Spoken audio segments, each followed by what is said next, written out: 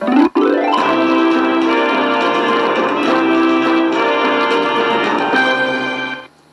ulo, imo kulo, imo kalag, imo bakero. Para ikaw makasiguro, Biblia ang basihan mo.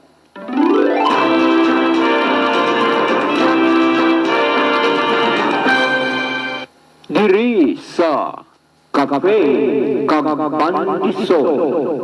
Kape Kagpandisol. Upod sa kay Pastor Ruvel Marañon. Kape Kagpandisol.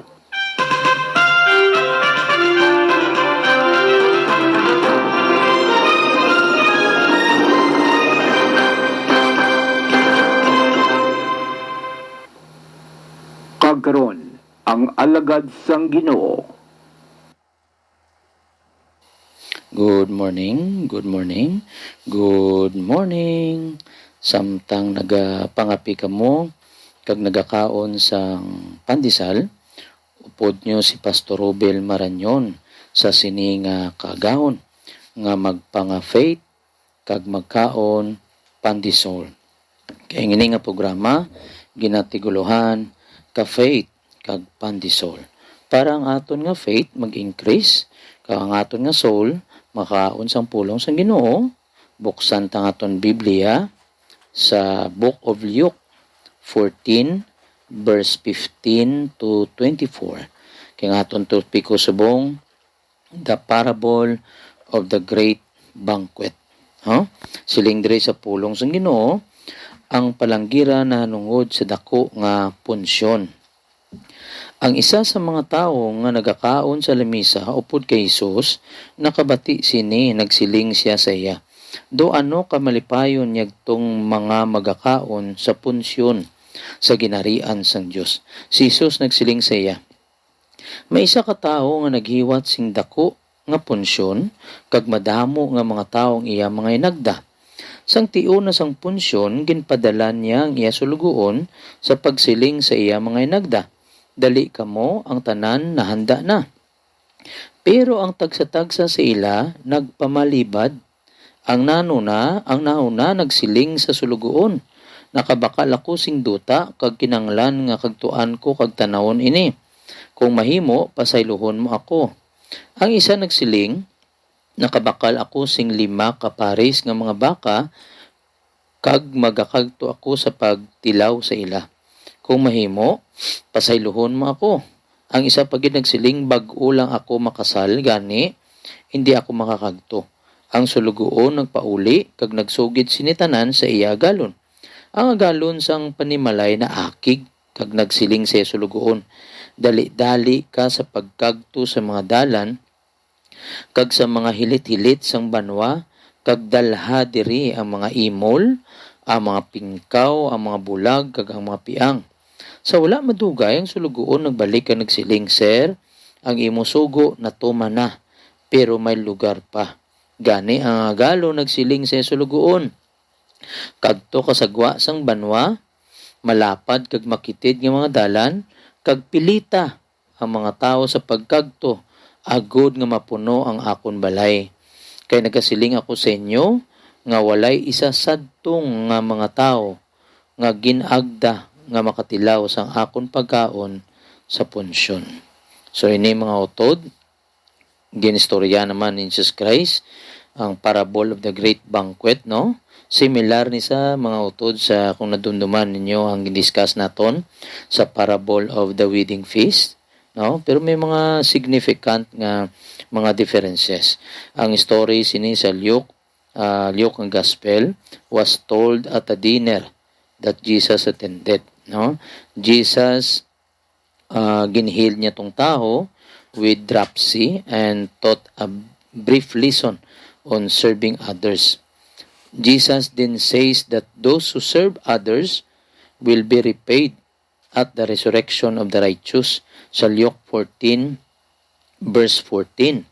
So sang na-mention ina ang resurrection, someone at the table with Jesus said, no, bless siling edra, Blessed is the man who will eat at the feast in the kingdom of God.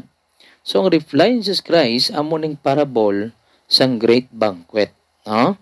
So, ini mga utod, may dako naman nga leksyon. Ang parable, may isa ka tao, no? A man planned a large banquet and sent out invitations. Damo ginikayong invitasyon niya. When the banquet was ready, he sent his servant to contact each of the invited guests. But sino mga invited, nakasulat na giniyaya, no? Telling them that all was ready and the meal was about to start. One after another, ang natabo, ang ginpang-invitar niya, naghimo sa mga excuses para hindi makakagto. Siling dira ang isa, nagbakal siya kuno sang duta, kag lantahon niya. Grabe, no? Nagbakal pero lantahon pa, no? Another, nag-purchase naman sa kuno sang oxen. And then, on the way, testingan niya to. And then, ang isa naman, siling niya, bago lang ko nakasal. Tamo na nga, hindi ko da kakagto. Sang nakabati, ini nga master of the house heard these flimsy excuses. No? He was angry. Hakig sa. Ginambala niya yung servant. He told the servant to forget the guest list. Kalimti na ng mga ginpang sulat dira. No? And go into the back streets and alleyways of the town and invite, grabe, no? The poor, the crippled, the blind, and the lame. So the servant had already brought in down and out-town people and still napuno gini siya, no? Pero agin pangwa niya gito, mga poor, crippled, kag blind. Pero ang kalanan may yara pagid nga space. There was room in the banquet hall kay gusto gid sa nga nagprepara sang banquet nga mapuno. So the master sent his servant on a broader search, go out to the roads and country lanes and make them come in, so that ang purpose gid my house will be full. Kanami sang tigipusoon sang sini nga tao nga nagprepara sang banquet. No? Jesus ends the parable by relating the master's determination that not one of those men who were invited will get a taste of my banquet. Atong gininbitar, hindi sila makatilaw sang ginpreparar ko nga mga pagkaon. Ini nga statement untod, no? Gapakita dira nga sa verse 15 nga the man looks forward to dining in the messianic kingdom. Probably subscribe to the popular notion that only Jews will be part of that kingdom kaysa sa paginsindi sa mga Juya do automatic ang pagsulod nila sa kingdom tungod kay may Abraham sila, no? May father of faith sila. Pero ini nga parable Jesus tells is aim at debunking that notion. Sala ng inyo paminsaron, no? As the following explanation makes clear, no? So dire oto deklaro explain ta ang master of the house ang nagprepara ng banquet amo nang Ginoo ta, that is God, and the great banquet is the kingdom, no? Amo nang metaphor that was suggested by the speaker at the table. The invited guests pictured the Jewish nation. Amo na sila, no? Ang ginlistana, gininbitar. The kingdom was prepared for them. But when Jesus came preaching that the kingdom heaven is at hand, he was rejected. He came to his own home, but his own home received him not. No? Klaro gida sa John 1:11. Mga excuses for skipping the banquet, kay daw ka hindi mapatihan, no? To ari oto do pinsarabla. No one buys land without seeing it first. Mabakal kaya sang duta nga wala man naging lantaw, iyaya na bakal yan ako, no, kag lantawon niya. Bukan na lang na ya, balibad na lang to ya. Ari pagidin sa. And the same can be said for buying oxen. And what exactly would keep, no? So do pareho man na bakal yan ako, no, pero testingan. Dapat testingan mo anay, test mo baklon. Ato naman ng isa niya bag ulang ko nakasal, no? Newly married, no? So do ka kuan nga nabutang sila sa lista, Siyempre kung newly married sila, mas na gusto ni nila nga ipakita nga bag-o sila nakasal kag maka-attend sila sa damo ang katawhan. So, yung tatlo ka excuses in the parable, nag-reveal gid sang pagka-insincerity on the part of those invited. The interpretation is that the Jews of Jesus' day had no valid excuse for scorning Jesus' message. In fact, they had every reason to accept Him as their Messiah. Kaya ra ginbatag sila ang scripture. But nga nun, madetect ginilaya na si Jesus Christ amo na ang ginsulat dira. Pero they reject the Messiah. So, ang ini nga details, ang invitation is open up to society's meme and downtrodden is important. These were the types of people that the Pharisees considered unclean. Atong mga piang, mga pingkaw, no? So, mga unclean na. Kumbaga, tapos sa pag-insindi nila, it is undercourse. Tiya mo pa na ang ginkuha niya. Mo pa ginimbitar sa aton Ginoo. Jesus, however, taught that the kingdom was available even to those considered unclean. Para nakita na naton ang involvement niya with tax collectors kaya sa mga sinners na nag-brought na condemnation from the Pharisees. Yet it showed the extent of God's grace sa Matthew chapter 9 verse 10 to 11. The fact that the master in the parable send the servants far afield to persuade everyone, pilita mo ang word to pilit, persuade everyone to come indicates that the offer of salvation would be extended to the Gentile and to the ends of the earth. Amo na sa Acts 1:8. Ginbutang pagidigani sa Romans 15 verse 10. Rejoice, O Gentiles, with these people. So the master is not satisfied with a partially full banquet hall. He wants every place at the table to be filled. Gusto niya pagidya mapuno.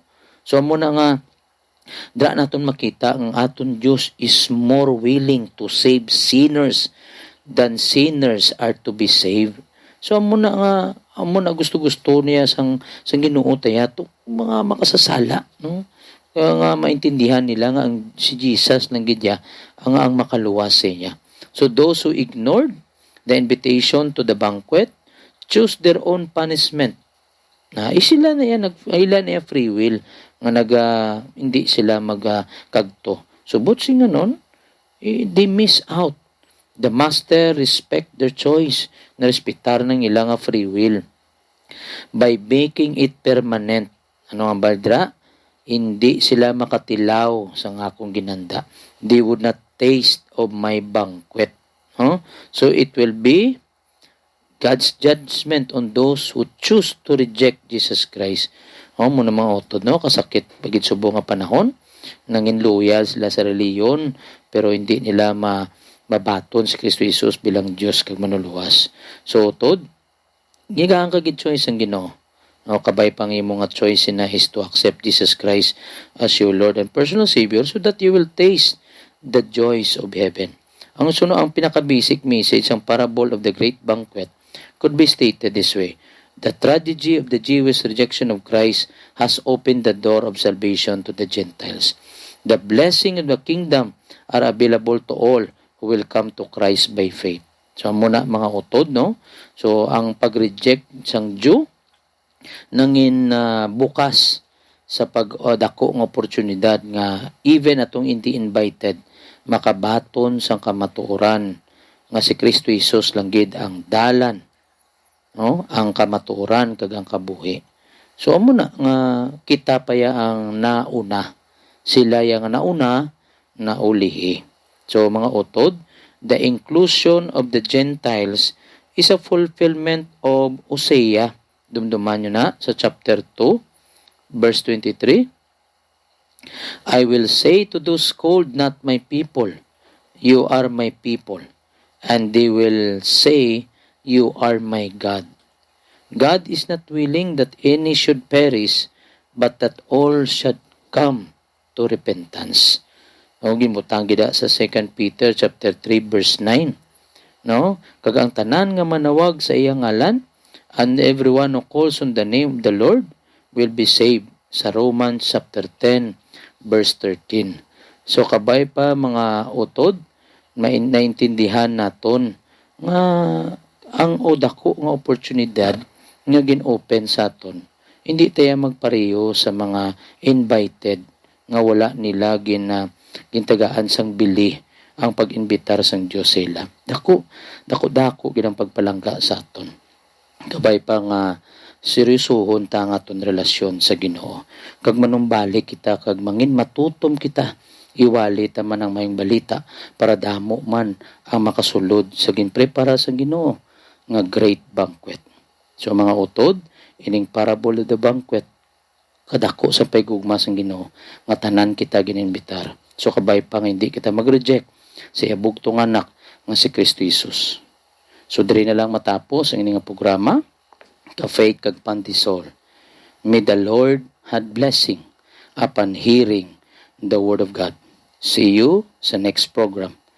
God bless.